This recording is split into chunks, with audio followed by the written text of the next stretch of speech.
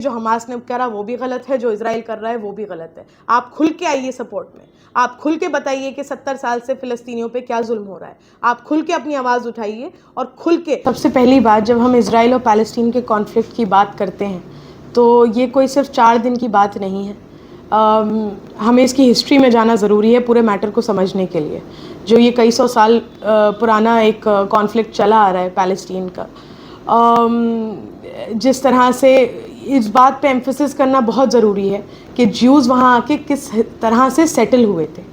वो लैंड अरब लैंड था, वो फ़िलिस्तीन की ज़मीन थी, और किस तरह से जब इन पे हिटलर के द्वारा जो ज़्यादती करी गई थी ज्यूज़ के ऊपर, और किस तरह फिर यूरोप से इनको निकाला गया था और फिर ये आके पैलेस्टीन पे आके रुके थे और इनको वहाँ पे छोटे छोटे सेटलमेंट्स में बसाया गया था।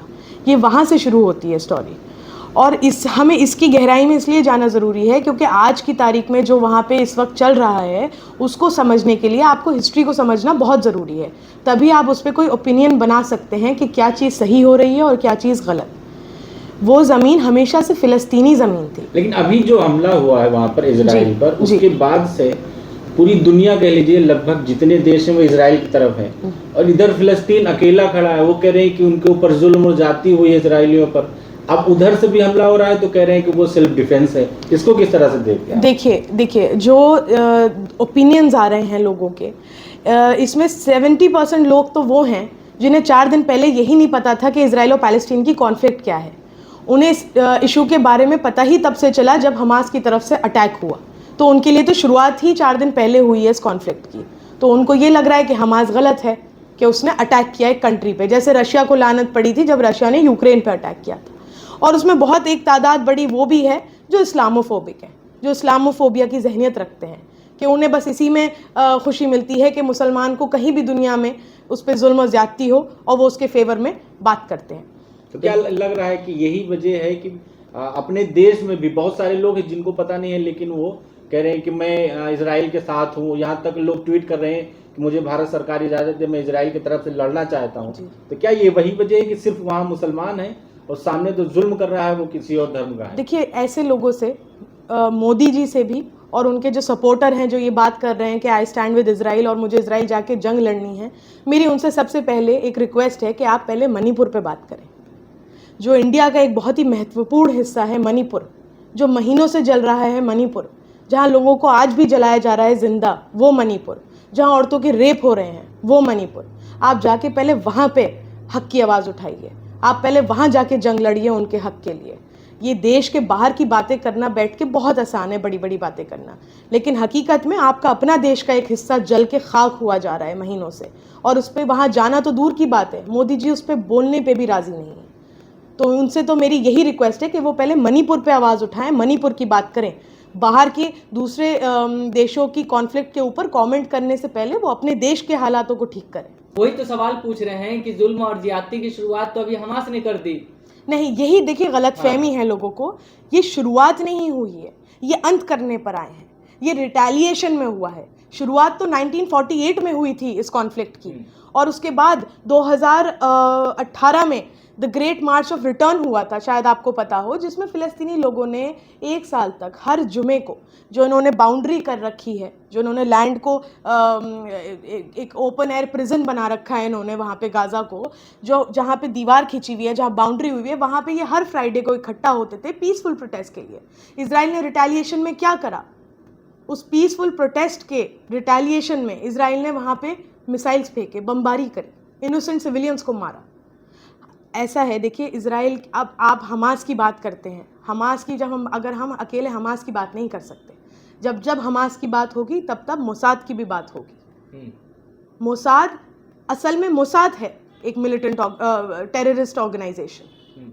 मोसाद, देखिए आप अगर थोड़ा सा मैं हिस्ट्री पे फिर से बात करना चाहूँगी कि हमास तो 35 साल पहले बना है, 70 साल से वहाँ पे जुल्म ज़्यादती चल रही है फ़िलिस्तीन में।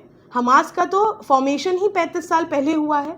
उससे पहले पीएलओ थी वहाँ पे, यासिर अराफात साहब थे जिन्होंने ये जंग लड़ी फ्री पैलेस्टीन की, और बहुत पीसफुल प्रोटेस्ट करते थे, वो किसी तरह की वायलेंस को नहीं प्रमोट करते थे। लेकिन उसका नतीजा क्या हुआ? क्या वहाँ पे इजराइल ने ज़्यादती रोकी? नहीं रोकी।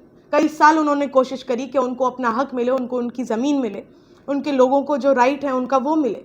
सारी इंटरनेशनल ऑर्गेनाइजेशंस हमेशा इजराइल को कंडेम करती थी, चाहे वो यूनाइटेड नेशंस हो, चाहे वो इंटरनेशनल क्राइम कोर्ट हो, चाहे वो कोई भी हो, हमेशा इजराइल को कंडेम किया जाता था कि इजराइल ऑपरेशन करती है, इजराइल ने ऑक्यूपेशन कर रखा है, इजराइल ज्यादती कर रही है लोगों पे। लेकिन अब तो फिलिस्तीन के समर्थन में बोलने पे महंगा पड़ रहा है। आपने पिछले दिनों देखा होगा एमयू के छात्रों पे एफआईआर दर्ज हो गई। तो क्या फिलिस्तीन के समर्थन में बोलना, मैं 1 मिनट अपनी ये थोड़ा सा आप देखिए, PLO था जब, और उसके बाद फिर हमास बना था। मैं इसको थोड़ा सा और एक्सप्लेन इस तरह से अभी आपको करना चाहती हूँ हमारे देश के कॉन्टेक्स्ट में। जब हमारे यहाँ अंग्रेजों ने इन्वेजन किया था, हमने भी अपनी आज़ादी की लड़ाई लड़ी थी, गांधी जी ने हमारी आज़ादी की लड़ाई लड़ी थी। उनका एक नॉन वायलेंस प्रोटेस्ट रहता था, अहिंसा की अप्रोच रहती थी।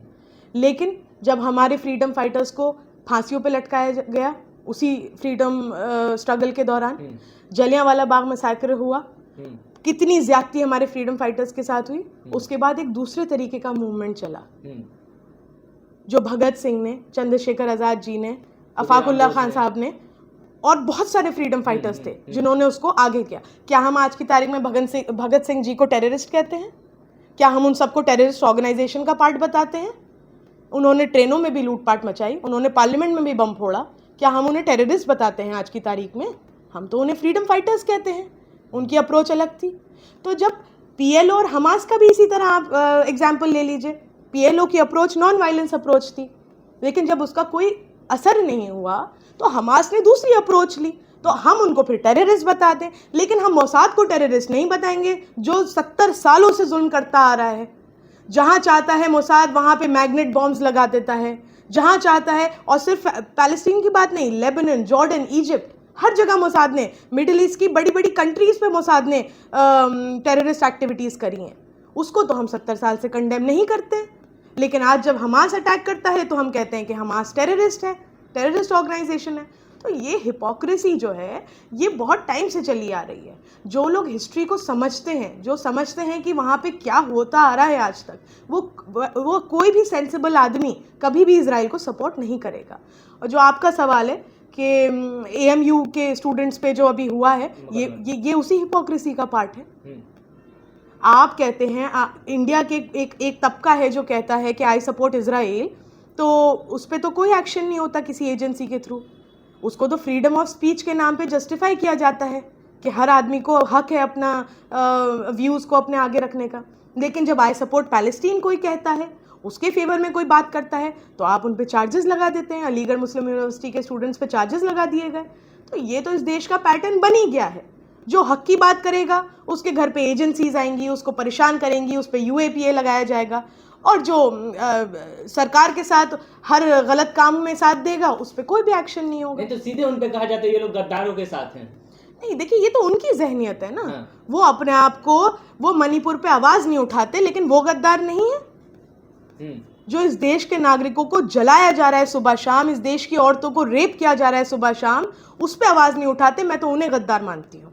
असल गद्दार इस देश के वो लोग हैं जो अपने देश के लिए आवाज नहीं उठा सकते। लेकिन मैं अभी जब से 5-6 महीने हो गए मणिपुर जल रहा है, तो ये जो मीडिया है, नेशनल मीडिया है, वहां पर नहीं जा रही थी। इधर इजराइल और फिलिस्तीन के जब से वार शुरू हुआ, ये लोग वहां पहुंच रहे हैं, वहां से रिपोर्टिंग कर रहे हैं। यानी अपने देश का एक हिस्सा है, वहां नहीं पहुंच पा रही मीडिया, और इजराइल से रिपोर्ट करे। इस मीडिया को किस तरह से आप देख रहे हैं? देखिए ये मीडिया एक सेक्शन मीडिया का, जो इसे हम गोदी मीडिया कहते हैं, ये सिर्फ वो नैरेटिव चलाता है जो इस अभी सिटिंग सरकार के फेवर में होती है। अगर मोदी जी कह देते कि वो फ़िलिस्तीन के सपोर्ट में हैं, तो ये सारे फ़िलिस्तीन के सपोर्ट में न्यूज़ चलाते। मोदी जी ने कह दिया हम इजराइल के साथ हैं, तो इन्होंने इजराइल के फेवर में चला दी। मणिपुर के मुद्दे पे 5-6 महीने से कोई गोदी मीडिया का कोई एंकर नहीं है ऐसा, या न्यूज़ चैनल जो गोदी मीडिया का पार्ट है, जिसने मणिपुर की रिपोर्ट दिखाई हो। अभी लद्दाख के काउंसिल इलेक्शंस हुए, उसमें कांग्रेस पार्टी का जो रिजल्ट आया, किसी भी गोदी मीडिया ने उसको कवर नहीं करा। ये वही गोदी मीडिया है जो ये भी दिखाती है कि मोदी जी ने इतना डेवलपमेंट कर दिया है और हर घर में रोज़गार है और महंगाई तो बिल्कुल नहीं है, जो सरकार प्रो सरकार नैरेटिव्स चलाती हैं। तो देखिए इनकी तो ये खुद जवाबदेह अपनी है, इनका ज़मीर क्या है और क्या नहीं है, ये रात को सोते कैसे हैं इस तरीके के प्रोपेगेंडा न्यूज़ चला के, ये तो ये खुद ही बता सकते हैं। आखिरी सवाल मैम होगा कि क्या वजह है कि फिलिस्तीन में इतने सालों से जुल्म हो रहा है? 56 मुल्क हैं मुसलमानों के, दो तीन इस वक्त दो तीन ऐसे देश हैं जो सपोर्ट कर रहे हैं या खुल के बोल रहे हैं, बाकी सब खामोश हैं। क्या वजह लगती है आपको? देखिए ईरान, जैसे आप कह रहे हैं, कुछ देश हैं जो खुल के बोल रहे हैं, बिल्कुल। और आज एक और डेवलपमेंट्स हुए हैं कुछ और। कतर ने भी आज ये धमकी दी है कि अगर इसको जल्दी सीज़ फायर नहीं करा गया तो हम वहाँ पे अपनी गैस सप्लाई रोक देंगे पूरी दुनिया में। और आज जो मेरी इन्फॉर्मेशन में, आज ईरान और सऊदी की भी बहुत लंबी बातचीत रही है इसके ऊपर। तो देखिए मुसलमान होने के नाते भी, और देखिए इसमें थोड़ा सा मैं बार बार मुस्लिम एंगल भी है, लेकिन इसके अलावा थोड़ा सा एक ये पॉइंट भी है कि ये सिर्फ मुस्लिम और ज्यूज़ की लड़ाई नहीं है। ये सिर्फ ऐसा नहीं है कि ये कोई रिलीजियस वॉर हो रही है वहाँ पे। ये तो ज़मीनी और हक की लड़ाई है, ये फ़िलिस्तीनियों की। और पैलेस्टीन में क्रिश्चियंस भी हैं, ज़मीन बचाने की। बिल्कुल, पैलेस्टीन में क्रिश्चियंस भी हैं जिनको ये लोग मारते आ रहे हैं। क्रिश्चियंस भी मार रहे हैं, ऐसा नहीं है कि सिर्फ मुसलमानों को मार रहे हैं, ये पैलेस्टीनियन क्रिश्चियंस को भी मार रहे हैं, उन पर भी जुल्म ज़्यादती हो रही है। और देखिए वहाँ पे एक तबका ज्यूज़ का ऐसा भी है, एक बहुत बड़ी तादाद ज्यूज़ की ऐसी भी है जो आज भी कहती है कि फ़िलिस्तीन को आज़ाद करो। वो पैलेस्टीन के हक़ में बोलते हैं, आप चाहें तो आप इस पर रिसर्च करिएगा। एक बड़ा तबका ज्यूज़ का है जो आज भी कहता है कि ज्यूज़ को कोई डेजिग्नेटेड लैंड नहीं चाहिए, और कब्ज़ा करा हुआ तो बिल्कुल भी नहीं चाहिए किसी का। हम अपने आप में काबिल हैं कि हम अपना बसर कहीं कर सकते हैं। तो वो तबका तो आज भी हक की बात करता है फ़िलिस्तीनियों की। तो देखिए इसमें बहुत सारे फैक्टर्स ऐसे काम कर रहे हैं, और क्योंकि देखिए यूएस, यूके और ये सब लोग इतना इसमें इनकी बैकिंग रही है पहले दिन से, क्योंकि इनका तो पूरा मोटिव ही यही रहता है, चाहे वो किसी भी, जैसे मैंने कहा अफ़गानिस्तान में और इधर उधर, कि बस वहाँ पे इन्वेजन करके और अपना कंट्रोल करने का। इसलिए इनको पूरी बैकिंग इज़राइल को ये अपनी पूरी बैकिंग दे रहे हैं। बिल्कुल, मैं कहती हूँ, मेरी अपील भी है, और मैं चाहती हूँ जितने भी मुस्लिम कंट्रीज़ हैं और मुस्लिम डोमिनेटेड नेशंस जो बड़ी कंट्रीज़ हैं, उनको पूरी तरह खुल के सपोर्ट में आना चाहिए। आप पैसिफाई करके सिचुएशन को नहीं चल सकते, आप दोनों तरफ की सिचुएशन को कंडेम करके नहीं चल सकते कि जो हमास ने करा वो भी गलत है, जो इजराइल कर रहा है वो भी गलत है। आप खुल के आइए सपोर्ट में, आप खुल के बताइए कि 70 साल से फ़िलिस्तीनियों पे क्या जुल्म हो रहा है। आप खुल के अपनी आवाज़ उठाइए, और खुल के, क्योंकि सिर्फ मुसलमान देशों के लिए मैं ये मैसेज नहीं दे रही हूँ, मेरी रिक्वेस्ट है कि पूरी दुनिया में जितने देश हैं जो सही गलत का फ़र्क समझते हैं, जो समझते हैं कि वहाँ पे पूरी उसकी हिस्ट्री समझते हैं, और ये समझते हैं कि ये सिर्फ एक रिलीजियस वॉर नहीं है, ये ज़मीनी और हक की लड़ाई है, मेरी सबसे अपील है कि वो खुल के आए और आवाज़ उठाएं।